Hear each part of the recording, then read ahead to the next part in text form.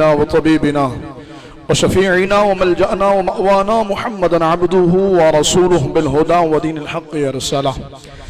أما بعد فأعوذ بالله من الشيطان اللعين الرجيم. بسم الله الرحمن الرحيم. فقد قال الله تعالى في الكلام المجيد والفرقان الحميد. بسم الله الرحمن الرحيم. وما كان لمؤمن ولا مؤمنة إذا قضى الله ورسوله أمرا أن يكون لهم الخيارة من أمرهم ومن يعص الله ورسوله فقد ضل ضلالا مبينا. قال الله تعالى في شان حبيبه إن الله وملائكته يصلون على النبي يا أيها الذين آمنوا صلوا عليه وسلموا تسليما. الصلاة والسلام عليك يا سيدي يا رسول الله. الصلاة والسلام عليك يا سيدي يا حبيب الله. الصلاة والسلام عليك يا جد الحسن والحسين وعلى آلك وأصحابك يا خاتم النبيين. مولاي صلي وسلم دائما أبدا على حبيبك خير الخلق كلهم. يا ربي بالمصطفى بلغ مقاصدنا واغفر لنا ما مضى يا واسع الكرم. يا أكرم الخلق ما لي من ألوذ به سواك عند حلول الحادث العمم. فإن من جودك الدنيا وضرتها ومن علومك علم اللوح والقلم. ثم الرضا عن أبي بكر وعن عمر وعن علي وعن عثمان ذي الكرم. رب صل وسلم دائما سرمدا على حبيبك خير الخلق كلهم. لي خمسة نطفي بها حر الوباء الحاطمة المصطفى والمرتضى وابناهما والفاطمة. کیا بات رضا اس چمنستان کرم کی، کیا بات رضا اس چمنستان کرم کی. زہرا ہے کلی جس میں حسین و حسن پھول، مزرعے چشت و بخارا و عراق و اجمیر. کون سی کشت ہے جہاں برسا نہیں جھالا تیرا. نبوی می علوی فصل بطولی گلشن، حسنی پھول اور حسینی ہے مہکنا تیرا. میری قسمت کی قسم کھائیں سگانے بغداد، ہند میں بھی ہوں تو دیتا رہوں پہرا تیرا. رات کے شہر میں کرتے نہیں تیرے خدام، اور بات کے شہر سے لیتا نہیں دریا تیرا. اللہ رب العالمین جل وعلا کی حمد و ثنا اور نبی کریم صاحب تکریم باعث تخلیق ارض و سما حضور سرور انبیاء جناب احمد مجتبی محمد مصطفیٰ صلی اللہ علیہ وآلہ وسلم کے دربار گوہربار میں ہدیہ درود و سلام عرض کرنے کے بعد تمام تعریفیں اللہ جل وحدہ لا شریک کے لیے ہیں، جس نے ہمیں اور آپ کو جمعۃ المبارک عطا فرمایا. ماہ ذو الحجۃ الحرام 1446 سنہ ہجری یعنی اسلامی سال کا آخری مہینہ، اور اس کا یہ پہلا جمعۃ المبارک ہے. خوش نصیب مسلمان حرمین طیبین کی مبارک اور بابرکت فضاؤں میں ہیں. حج کی ادائیگی کے دن قریب ہیں، اور وہ ان دنوں میں ایک بڑی عجیب بات ہے کہ مدینہ پاک اور مکہ پاک جانے کی خواہش رکھنے والا جب مدینہ جانے کی تیاری کر رہا ہوتا ہے، اس کا ٹکٹ یا ویزا آ جائے تو بڑے سمجھ کر کے وہ چلتا ہے، بڑی احتیاط کرتا ہے. یار کہیں اللہ نہ کرے کوئی اونچ نیچ ہو جائے، اللہ نہ کرے کوئی حادثہ پیش آ جائے اور میں محروم رہ جاؤں. وہ بہت زیادہ احتیاط کرتا ہے، اور وہ پھر اپنے دن بڑی مشکلوں سے گزارتا ہے. لیکن ایک ایسا وقت بھی آتا ہے جب حرمین یعنی حرم محترم میں رہنے والا، مکہ پاک کی پرکیف فضاؤں میں رہنے والا بھی اپنے دن بہت ڈر کے گزارتا ہے اور بہت زیادہ احتیاط کرتے ہوئے گزارتا ہے. یعنی اتنا ہوتا ہے کہ وہ ان دنوں میں کئی بار ایسا بھی ہوتا ہے کہ عمرہ کرنے بھی نہیں جاتا، ڈرتا ہے، خوف زدہ رہتا ہے.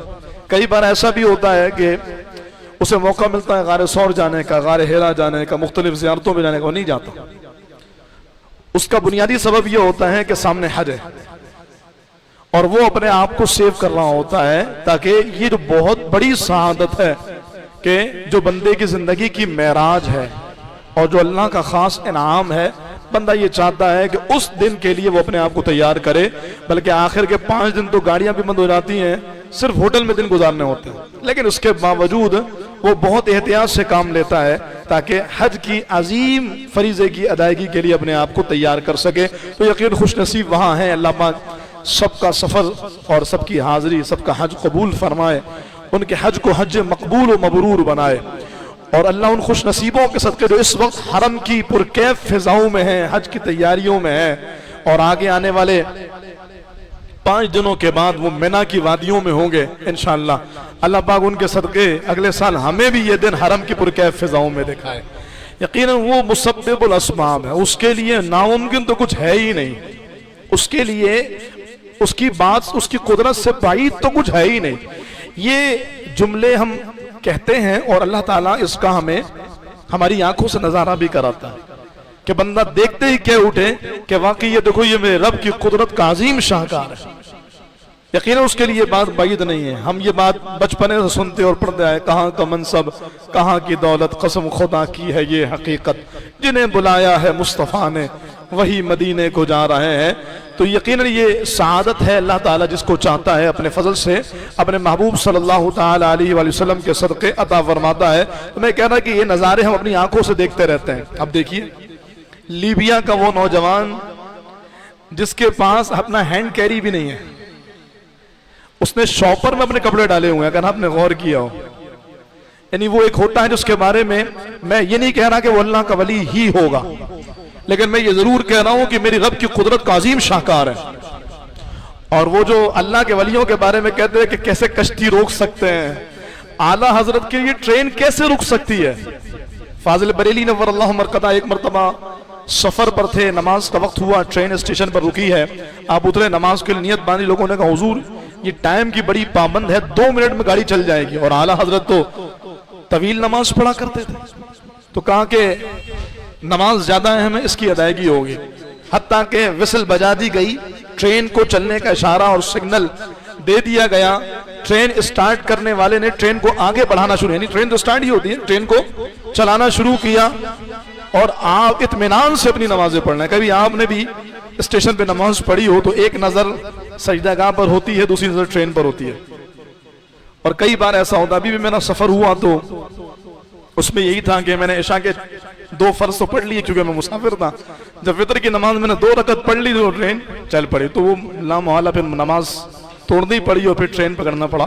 لیکن وہ ان لوگوں کا ایمان اور ان کا تقوی اور اپنے رب کی ذات پر بھروسہ اتنا مضبوط ہوتا ہے کہ امام علیہ سنت رضی اللہ عنہ نماز پڑھتے رہے، سارے پریشان ہونے لگے، ٹرین چل پڑی ہے، چھوٹ جائے گی، لیکن اللہ کا ولی اپنے رب سے لو لگائے بیٹھا تھا۔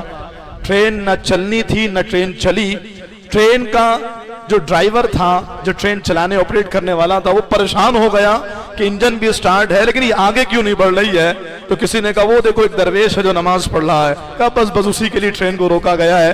کچھ دیر ٹرین ٹھہری رہی، امام نے نماز مکمل کی، آپ سوار ہوئے، ٹرین چل پڑی۔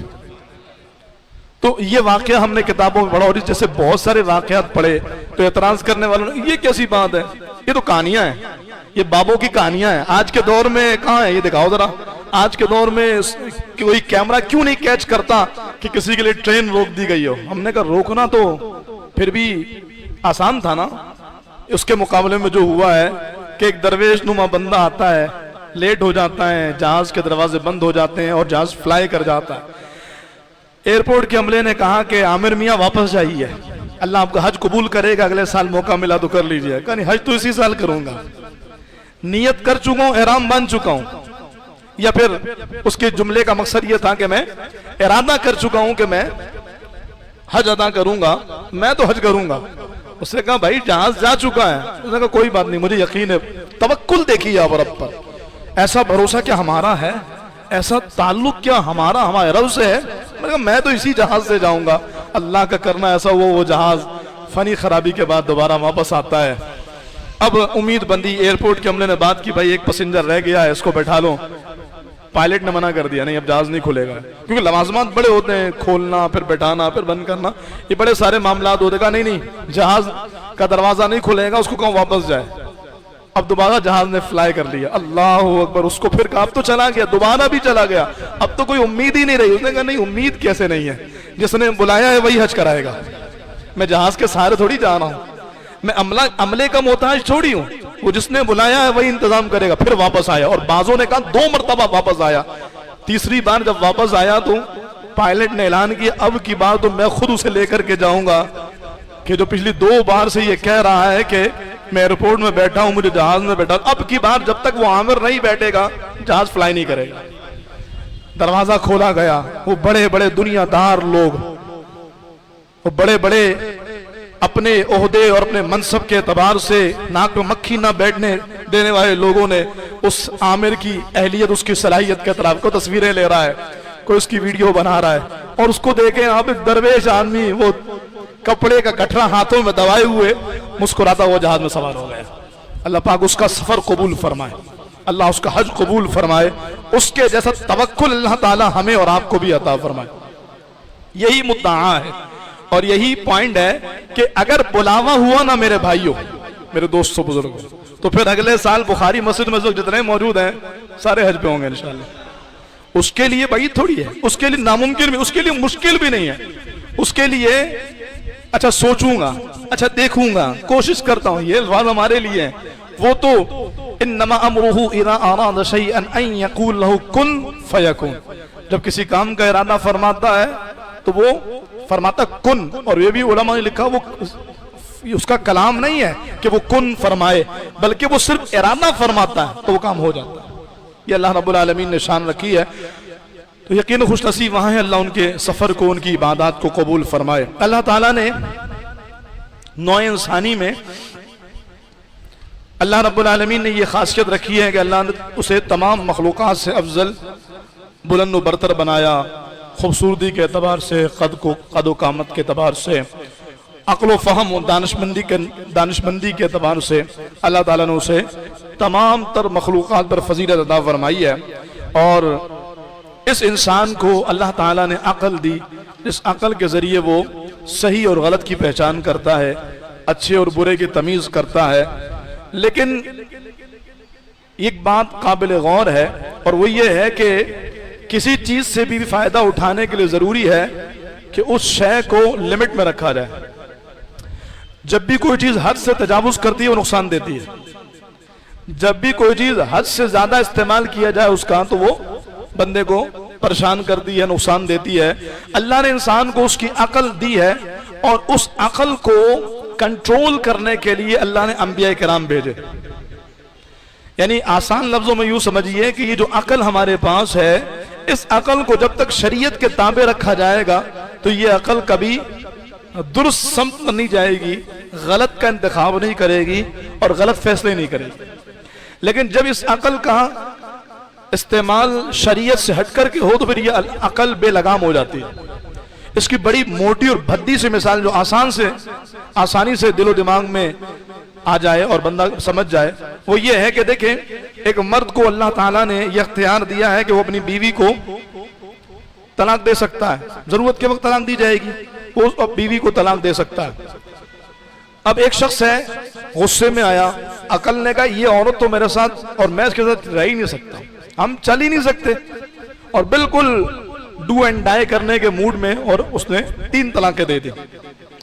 لیکن ایسے 20 کیسز ہیں جو آپ کی نظر میں بھی آئے ہوں گے. ایک دن نہیں گزرتا کہ غلطی کا احساس ہو جاتا ہے, غلط ہو گیا, چلو مفتی صاحب کے پاس چلو, مولانا صاحب کے پاس چلو, حضرت کوئی راہ نکالیے, چھوٹے چھوٹے بچے ہیں. تو اس وقت خیال نہیں آیا تھا, نہیں اس وقت میری عقل پہ پردہ پڑ گیا تھا, اس لیے کہ آپ کی عقل شریعت کے تابع نہیں تھے, بے لگام ہو گئے تھے, اپنی مرضی کے مالک ہو. تو کیا شریعت نے ہمیں طلاق کا حکم نہیں دیا؟ بالکل دیا ہے کہ جہاں پر اگر ضرورت ہو اور وہ سارے اس کے لوازمات ہو تو پھر طلاق دی جا سکتی ہے. تو پھر ہم نے اسی حق کو تو استعمال کیا. لیکن عقل شریعت کے تابع نہ رہنے کا مقصد کیا ہے کہ شریعت نے کہا تھا کہ جب بس ہو جائے اور اب گنجائش ہی نہیں ہے کہ اس بندے کو, اس بندی کے ساتھ اس کا گزارا ہو سکے, ایک طلاق دے دو, صرف ایک طلاق, اور اس کے بعد اس کو چھوڑ دو. اب اگر وہ تمہارے ساتھ نہیں رہنا چاہتی, تم بھی نہیں رہنا چاہتے, وہ اپنی عدت گزارے, ایک ہی طلاق کے بعد آزاد ہے.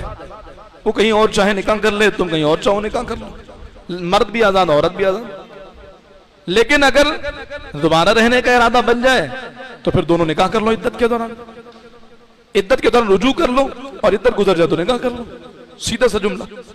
لیکن جب عقل غالب آ جائے دماغ پر اور شریعت کے تابع نہ رہے, جب عقل شریعت کے تابع نہ رہے تو نقصان یہ ہوتا ہے کہ پھر بندہ اپنے فیصلے کرنے میں آزاد ہو جاتا ہے, پھر عقل پرست اور نفس پرست ہو جاتا ہے. اللہ نے انبیاء کرام کو اسی لیے بھیجا کہ انبیاء کرام اس انسان کو اس کی عقل کا درست استعمال بتائیں.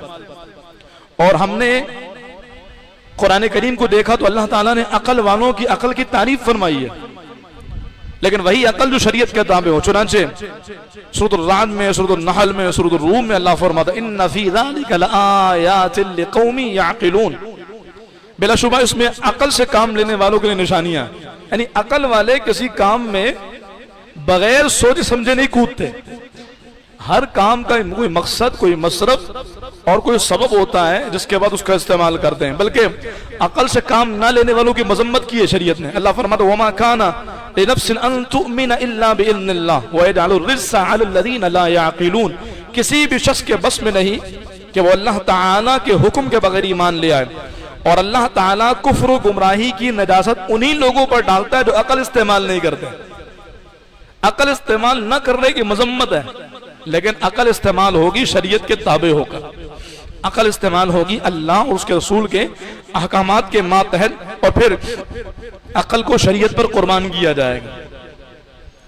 اگر کہیں پر عقل کچھ کہہ رہی ہو، شریعت کچھ کہہ رہی ہو، پھر مانی شریعت کی جائے گی. یہی عقل کا درست استعمال ہے. چنانچہ قرآن کہتا ہے وَمَا كَانَ لِمُؤْمِنٍ وَلَا مُؤْمِنَةٍ إِذَا قَضَى اللَّهُ وَرَسُولُهُ أَمْرًا أَن يَكُونَ لَهُمُ الْخِيَرَةُ مِنْ أَمْرِهِمْ.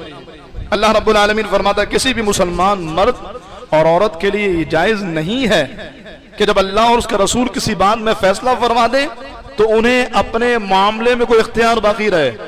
جب شریعت نے کہہ دیا تو کرنا ہے، جب شریعت کا حکم ہے تو عمل کرنا ہے. جب ہم مسلمان ہیں تو اس بات کو اپنے دماغ میں بیٹھا لیجئے کہ مرضی ہماری نہیں، اللہ اس کے رسول کی چلے گی.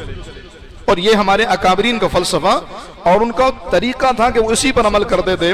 چنانچہ جناب امیہ نے عبداللہ ابن عمر سے پوچھا کہ قرآن کریم میں مقیم کی، یعنی جو اپنے شہر میں رہتا ہو، اس کی نماز کا اور نماز خوف کا ذکر تو ہے، لیکن نماز سفر کا ذکر نہیں ہے کہ سفر میں کیسے نمازیں پڑھی جائیں، سفر میں نماز کا انداز کیا ہو. تو رسول اللہ صلی اللہ تعالی علیہ وسلم کے صحابی نے کتنا خوبصورت جواب دیا. انہوں نے کہا یا ابن اخی ان اللہ بعث الینا محمدا صلی اللہ علیہ وسلم ولا نعلم شیئا فانما نفعل كما رأينا محمدا يفعل. کہتے ہیں اے میرے بھائی، ہم تو کچھ بھی نہیں جانتے تھے، اللہ تعالیٰ نے ہمیں دین سکھانے کے لیے ہمارے طرف اپنے محبوب کو بھیجا، تو بس جو اللہ کے حبیب نے کہہ دیا ہم نے مان لیا. اب یہ کہنا کہ قرآن میں نہیں ہے تو کہاں سے آئے گا؟ تو کہا یہ قرآن بھی ہم نے انہی کے کہنے پہ مانا ہے، قرآن کے قرآن ہونے کا علم بھی انہی کے کہنے پر ہے. تو اپنی عقل کو اللہ اس کے رسول کے فرمان کے تابع کر دیا جائے کہ جو انہوں نے کہا اس کو مان لیا جائے. شہر حکمت کے دروازے جناب امیر المومنین خلیفہ چہارم مولا کائنات مولا مشکل کشا علی المرتضی شیر خدا کرم اللہ تعالی وجہہ الکریم، ذوالحجۃ الحرام کی ابتدائی ایام ہے. میں یہ روایت پر سنانے سے پہلے ایک بڑی اہم بات آپ کی گوش گزار کرنا چاہتا ہوں. ہمارے لوگوں کا حال یہ ہے کہ سوشل میڈیا پر کچھ بھی ملا یا زیادہ سے زیادہ چیٹ جی پی ٹی پر سرچ کر لیا، گوگل سے پوچھ لیا، اور بس وہی ہمارا نظریہ اور ہماری سوچ بن گئی. اس بار میں نے یہ بڑا دیکھا کہ ذوالحجہ کے آغاز پر لوگوں میں یہ چیز بڑی عام ہوئی کہ جناب مولا مرتضی اور شہزادی کونین رضی اللہ تعالی عنہما کا نکاح ذوالحجہ میں ہوا ہے، اور بڑے اہتمام کے ساتھ وہ علی کے ساتھ ہے زہرا کی شادی اور اس طرح کے کلام. پہلے تو یہ کلام ان جگہوں پر کہ جہاں پر ایک بے پردہ ماحول میں لڑکا اور لڑکی، دلہن اور دلہن، دلہا اور دلہن گناہوں کا ارتکاب کریں، وہاں تو یہ کلام چلانے کا جواز ہی نہیں ہے. لڑکا ہے خدا کے گھر کا، لڑکی ہے نبی کے گھر کی، یہ جملے ویسے ہی قابل گرفت ہیں. یہ ان زوات کے لیے ہے. آپ مجھے بتائیے شہزادی کونین اور آج کل کی اس ماڈرن بے حیائی کے دور میں گناہوں میں ڈوبی ہوئی اس لڑکی کا کوئی میچ بنتا ہے؟ وہ جو اپنے جنازے کی ڈولی دیکھ کر خوش ہوتی ہیں کہ اللہ کا شکر ہے یہ ایسی ڈولی ہے کہ میرے مرنے کے بعد میرے جسم پر بھی کسی نامحرم کی نظر نہیں پڑے گی. اور یہاں شادیوں کے موقع پر وہ طوفان بدتمیزی، وہ بے رہ روی، وہ بے حیائی اور وہ دین کے ساتھ غداری اور بے وفائی ہوتی ہے جس کی نظیر نہیں ملتی، اور یہ چیز بڑھتی چلی جا رہی ہے. اب تو چونکہ گانے بانے کا رواج عام ہے، شادی کے موقع پہ گانے تو چلیں گے، لیکن جو دیندار لوگ ہیں نا تو ان کو اب گانے تو نہیں چلانے، وہ کیا چلائیں گے؟ تو اب ہمارے یہاں قوالی نائٹ عام ہو گئی. سامنے اگلی لائنوں میں لڑکیاں بیٹھی ہوں گی، اسٹیج پر قوال اپنی من مانی بےہودہ قسم کی شاعری کر رہا ہوگا، اور مخلوط ماحول میں جو بے حیائی، بدتمیزی اور دین کا مذاق اڑایا جائے گا الامان والحفیظ. لیکن چونکہ ہم دیندار لوگ ہیں, ہم قوالی نائٹ کرتے ہیں, ہم میوزیکل نہیں کرتے. جناب والا میوزیکل حرام ہونے کی وجہ یہ ہے کہ شریعت نے اسے حرام کیا, تو قوالی نائٹ کو کون سا حلال کر دیا؟ کان ایسے پکڑو یا ایسے پکڑو, کان تو پکڑ لے, گناہ کا ارتکاب تو ہو رہا. پھر جو دیندار طبقہ ہے, یعنی جو اپنے آپ کو مذہبی کہلانے والا, وہ دیندار حقیقت میں نہیں ہے. حقیقت میں دیندار تو جو شریعت کو فالو کرے, حقیقت میں دیندار وہ نہیں ہے, قوالی نائٹ کرے. اور اگر قوالی نائٹ نہیں ہے تو پھر یہ ہمارے ہاں سلسلہ ہوا کہ لڑکا اور لڑکی جب ہال میں انٹر ہوں گے تو اللہ کے مبارک نام چلائے جائیں گے. ہم سے پتہ پوچھتے ہیں, ٹھیک ہے گانا نہیں چلا سکتے شاہ صاحب, ہم اللہ کے مبارک نام چلا دیں؟ بالکل بھی نہیں چلا سکتے. شرعن ایسا کرنا حرام ہے. آپ کو پتا ہوگا آج سے چند سالوں پہلے ایک کلام آنا شروع ہوئے تھے, ذکر والی نعت خوانی, جس پر امیر اہل سنت نے پھر تنبیہ فرمائی اور اس کو باضابطہ اس سے روکا گیا. اس عمل سے روکا امیر اہل سنت نے بھی, دیگر علماء نے بھی. وہ ذکر والی نعت خوانی سب سے پہلے النبی صلی اللہ علیہ آئی تھی, اس کے پیچھے وہ اللہ اللہ کر کے ذکر چل رہا ہوتا تھا. بہت عام ہو گیا یہ ہمارے معاشرے میں. پھر علماء نے سختی سے اس کو روکا. اس کا جو ایک سبب تھا کہ بھائی وہ تو اللہ کا ذکر کر رہا ہے, روکنے کا سبب کیا ہے؟ کہا اللہ کے نام کو نعت کی دھن بنانے کے لیے استعمال کیا جا رہا ہے, تو اللہ کا ذکر اس لیے نہیں ہے. حتیٰ کہ علماء نے تو اس سے بھی منع کیا, اگر کسی محفل میں علامہ صاحب حضرت صاحب آئے تو کہا بھائی حضرت صاحب آ رہے ہیں, استقبال کے لیے نعرہ لگائیے. غلط ہے یہ. برکت حاصل کرنے کے لیے نعرہ لگائیں گے, استقبال کے لیے اللہ کا ذکر استعمال نہیں ہوگا. توجہ کیجئے. ایسے ہی اگر شادی ہال میں لڑکے اور لڑکی کی انٹری ہو رہی ہے تو سب سے پہلے انٹری یہ تو حرام ہے. یوں بے پردگی کے ساتھ ساری لائٹس آف کر کے ایک فوکس لائٹ لڑکے اور لڑکی کو, یعنی وہ لڑکی جس کو پہلے کسی نامحرم نے نہیں دیکھا ہو, اور آگے بھی اس کا شوہر اس کو پردہ کرا کے گلوز پہنا کر ساکس پہنا کر باپردہ رکھے گا, لیکن بارات والے دن ساری لائٹس آف کر کے مجبور کیا جاتا ہے, یہ دیکھو یہ رہی میری بیوی, کیسی لگ رہی ہے, میرا انتخاب کیسا ہے. غیرت سے نہ وہ باپ مرتا ہے, نہ وہ بھائی مرتا ہے, نہ وہ شوہر مرتا ہے. شریعت نے تو ایسا کو دیوس کہا ہے, وہ تو دیوس ہے. دیوس کون ہوتا ہے؟ آسان لفظوں میں یہ سمجھیے کہ دیوس وہ ہوتا ہے جس پر اللہ کی بھی لعنت ہے, اللہ کے فرشتوں کی بھی لعنت ہے, اللہ کے نبیوں کی بھی لعنت ہے. دیوس وہ ہوتا ہے جس کی نماز, اس کی امامت بھی قبول نہیں. اگر کوئی دیندار بندہ ایسا کرتا ہے تو اس کی امامت بھی قبول نہیں ہوگی. تو فوکس کر کے دکھایا جاتا ہے, اور پیچھے اب چونکہ ہم ظاہری طور پر لوگوں کو بتانا ہے کہ یہ تو مذہبی گھرانہ ہے, تو اب کیا کریں, پیچھے سے اللہ کے ناموں کی تلاوت چل رہی ہے یا اللہ تعالیٰ کے مبارک نام چل رہے ہیں, اسماء الہیہ چل رہے ہیں. سخت حرام ہے, اس کی اجازت ہی نہیں ہے. وہ ماڈلنگ بھی حرام ہے اور پیچھے سے اللہ کا نام چلانا یہ بھی حرام ہے. پھر اسی طریقے سے وہ علی کے ذات ہے, علی کے ساتھ ہے زہرا کی شادی. یہ شادی ان دو دنیا داروں کی ہو رہی ہے. تصور بھی کوئی نہیں کر سکتا کہ ان دو اور ان عظیم ہستیوں کو کوئی میچ ہوگا. تو کلام پڑھنے کا سبب کیا ہے؟ برکت لینی ہے. اس بے پردگی کے ماحول میں برکت کیا خاک آئے گی؟ جس گھر میں کتا ہو اس گھر میں رحمت کے فرشتے نہیں آتے, اور جس گھر میں جس جگہ پر اتنی بے پردہ عورتیں ہوں, گناہوں سے لدی پھدی عورتیں ہوں, وہاں اللہ کی رحمت اترے گی. علی کا نام اور شہزادی کونین کا نام لینا یہ بے حرمتی نہیں ہے؟ یہ ان ناموں کے تقدس کو پامال کرنا نہیں ہے؟ پوچھا جائے گا یہ بھی. تو اس طرح کے ماحول میں یہ کلام چلانا, ایسے ہی اللہ کے نام چلانا بالکل اجازت نہیں ہے. ہاں یہ الگ بات ہے, کہیں شادی ہے آپ نے ہلکی آواز میں کوئی کلام لگا دیا, پھر یہ کلام علی کے ساتھ زہرا کی شادی میں نے بھی پورا نہیں سنا, ہو سکتا ہے اس میں شرعن کوئی شعر قابل گرفت بھی ہو, تو وہ بھی پھر علماء سے سنا لیا جائے کہ, اور پھر اس کو اگر جائز ہو تو اس کو پھر لگایا جائے, لیکن وہ کسی مقصد کے لیے نہیں. شرعی ماحول میں پردے کے اہتمام کے ساتھ ایک کلام سنا جا رہا ہے, یہ اچھی چیز ہے. ہم تو اکثر یہ کہتے ہیں کہ جب آپ دیکھیے میرے گھر میں کوئی مہمان آئے اور میں نے اس کو انوائٹ کیا ہوں بڑے اہتمام کے ساتھ, کھانے وانے بنائے ہوں اس کے لیے, جیسے ہی وہ گھر میں آیا میں نے اس کو کمرے میں بٹھایا اور بڑا سارا اسپیکر لا کرنا فل ساؤنڈ میں نے گانا لگا دیا. میں سے مراد کسی نے گانا لگا دیا. تو آپ بتائیے وہ مہمان اس بات پر خوش ہوگا کہ ناراض ہوگا؟ یار اس کو تو مینرز نہیں ہے. بھائی کیا کر رہے ہو یار, میں تمہاری دعوت پر آیا ہوں ملنے کے لیے, بیٹھنے کے لیے, بات کرنے کے لیے. اتنی تیز چلے گانا نہیں نعت لگا دی, اتنی تیز آواز سے لگا دی کہ کان پھٹ رہے ہیں. تو یہ تو آنے والے مہمان کے ساتھ زیادتی ہے. ہم اس مہمان کا اتنا خیال رکھتے ہیں، ہمیں پتا ہے اس گرمی میں کوئی چائے نہیں رکھے گا شادی ہال میں، سخت سردی میں شادی ہالوں میں چائے رکھی جائے گی نہیں یار، مہمان آئیں گے ان کے پروٹوکول ہے، اللہ نے دیا ہے تو پان کا اہتمام بھی ہوگا، پھر ڈشز بھی اچھی ہوں گے، نہیں یار یہ نہیں دیے، جو چاول نہیں کھا سکتے وہ روٹی کھا لیں، جو شوگر فری بھی کولڈ ڈرنک رکھ دی، اس طرح کا اہتمام کیا، لیکن اس کو بلا کر فل ساؤنڈ میں گانا لگا دیا، یہ مہمان کی مہمان نوازی ہے، یہ ظلم ہے اس کے ساتھ۔ لیکن ہمارے یہاں شادی میں بالکل عام ہے اور کسی کو اس میں برا بھی نہیں لگتا، کان پڑی آواز بھی سنائی نہیں دیتی ہے، اور دیندار لوگ بھی اس میں انوالو ہوتے ہیں۔ میں تو یہ کہتا ہوں، میری خود بھی اپنی سوچ یہی ہوتی ہے کہ جہاں اگر جاؤں، اگر گانے ہیں تو بھائی چاہے نکاح پڑھانے کیوں نہ گئے، ہم معذرت کر لیتے ہیں۔ تو ہمارا آپ کا سب کا یہ عمل ہونا چاہیے، بھائی گانے بجاؤں گے تو میں تو نہیں آؤں گا، میں شادی میں تمہاری دعوت پر آ رہا ہوں، لیکن میں بتا، جیسے ایک بندہ آپ کے گھر دعوت پر آئے، اس کی شوگر بڑھی ہوئی ہو، اس نے کہا یار چائے تو پیوں گا لیکن پھیکی پیوں گا، اور آپ نے چینی بھر کے ڈالی، اس کو کہا لیجیے پیجیے، اس نے جیسی کیا طریقہ ہے، وہ ناراض ہوگا کہ خوش ہوگا؟ اچھا وہ کہے شاید بھول گئے ہوں گے، کہے چینج کرا دو یار، یہ پھیکی لے آؤ، نہیں آپ کو یہی پینی پڑے گی، تو وہ بندہ آئندہ آپ کے گھر نہیں آئے گا۔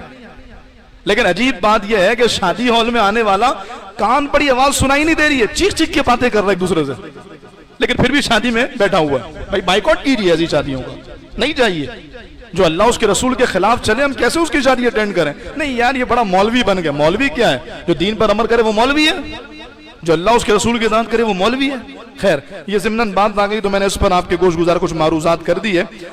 اصل مقصد یہ تھا میرے کہنے کا کہ ہمارے یہاں یہ چیز بڑی عام ہو گئی ہے کہ مولا کائنات و شہزادی کونین رضی اللہ تعالیٰ عنہما کا نکاح اس مہینے میں ہوا تھا، حالانکہ ایسا نہیں ہے۔ رمضان المبارک، محرم الحرام، سفر المظفر، ان کے اقوال تو ملتے ہیں کہ ان مہینوں میں نکاح ہوا تھا، اور جو معتبر قول ہے جمہور کا قول وہ یہ ہے کہ غزوہ بدر سے پہلے ماہ رمضان میں جناب مولا مرتضی اور شہزادی کونین کا نکاح ہوتا ہے، اور اس کے بعد ذوالحجۃ الحرام کی ابتدا میں یا ذوالقعدہ کے اختتام پر سن 2 ہجری میں رخصتی ہوئی ہے، نکاح پہلے ہو گیا، رخصتی بعد میں ہوئی ہے۔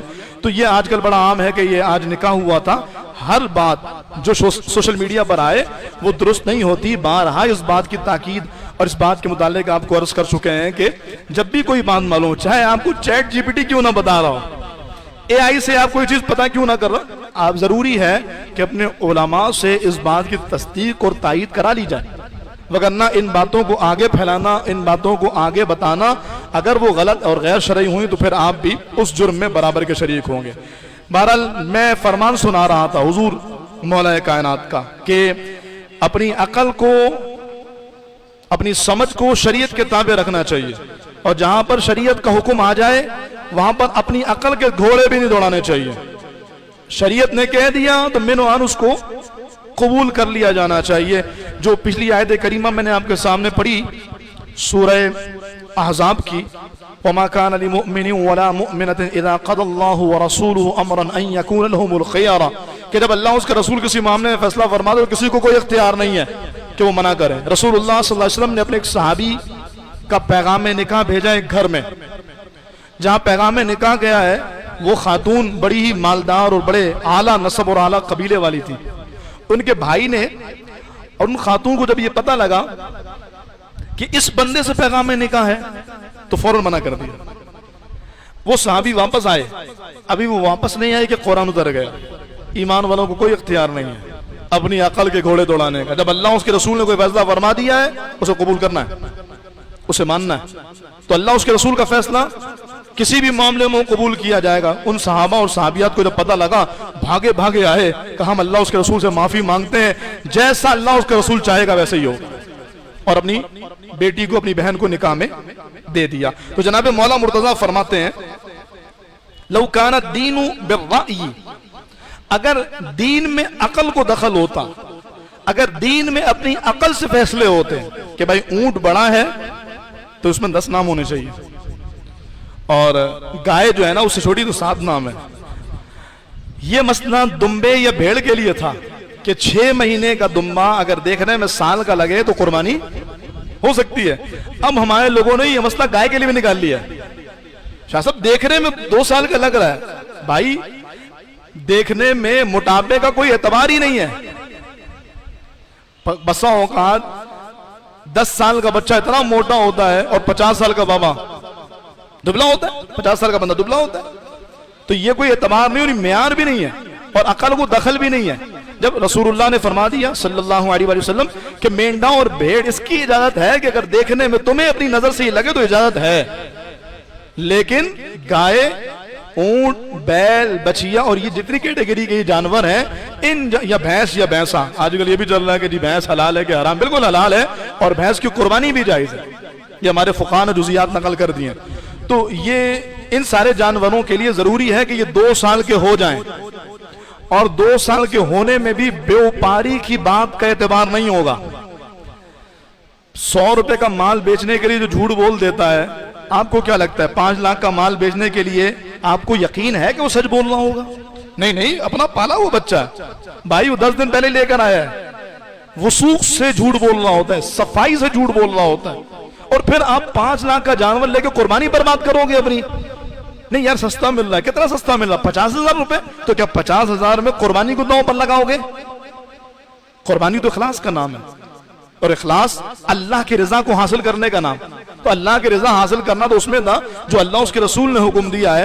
2 دانت کا حکم اسی لیے ہے کہ 2 دانت میں اطمینان ہوتا ہے کہ عمر کا ہو گیا، چاہے وہ بکرا ہو، بکری ہو، لمبا بھیڑ، یا اوپر جائیے تو گائے بیل اور اوپر جائیے تو اونٹ میں 2 دانت اس لیے. اور اسی لیے فرمایا گیا کہ 2 دانت کے مقابلے میں 4 دانت زیادہ افضل ہے. ہمارے یہاں 2 دانت ہو، بچیا ہونی چاہیے.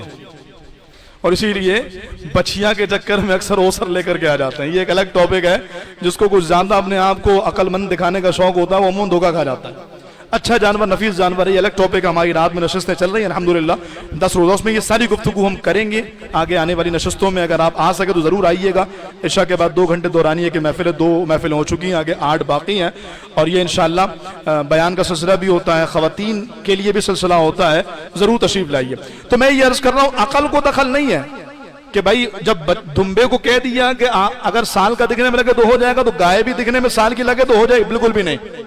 اس میں عقل کو دخل نہیں تھی. مولا مرتضی فرماتے ہیں لو کان الدین بالرأی لکان اسفل الخف اولا بالمسح من اعلاہ. مولا مرتضی فرماتے ہیں اگر دین میں عقل کو دخل ہوتا تو جب چمڑے کا موزہ پہنے تو حکم یہ ہے کہ جو شہر میں جو رہائشی ہے اس کے لیے 24 گھنٹے تک اس موزے کو اگر وہ نہ اتارے سے مسح کر لے تو اجازت ہے.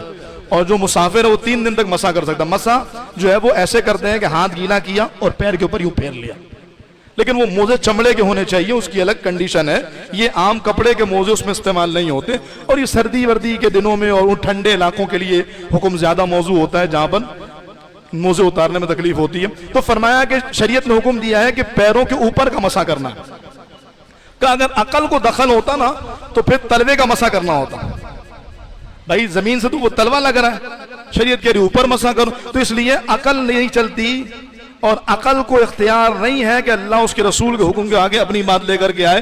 جب اللہ اس کے حبیب صلی اللہ تعالی علیہ وسلم نے فرما دیا کہ اپنے پیروں کا مسح ایسے کرنا تو ایسے کرنا. اور صرف مسح نہیں بلکہ کسی بھی معاملے میں اللہ اس کے رسول صلی اللہ تعالی علیہ وسلم نے جس معاملے کا ہمیں جیسا حکم دیا تو ویسا عمل کرنا ہے. قربانی کے متعلق بہت سارے ایسے احکامات ہیں جس میں ہمارے لوگ غلطی کا اور کوتاہیوں کا شکار ہیں.